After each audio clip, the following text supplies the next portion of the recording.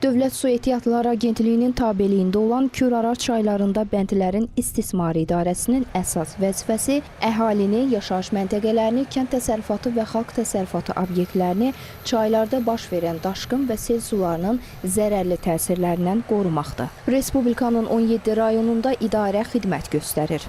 Hazırda 23 ekskavator, 16 buldozerlə biz ərazilərdə iş görürük.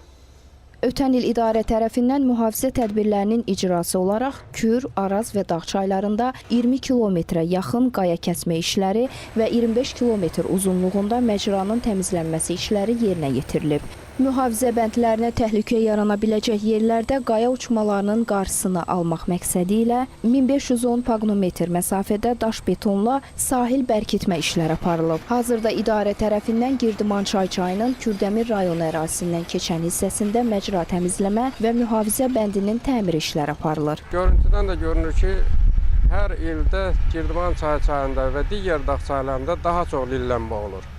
Ona görə ki, gətirmələrin çayı çox yüksək səviyyədədir. Tutaq ki, Girdimançay çayında hər bir kubda 25-2 kiloqram yarım tərkibində, həcmində gətirmələr olur ki, bu da il ərzində müəyyən bir həcm yığılır və hər il sel daşqınlarından sonra lillənmə prosesi gedir. Ona görə də biz məcburuq ki, mütəmadi olaraq məcranın təmizlənməsi işlərini davam etdiririk.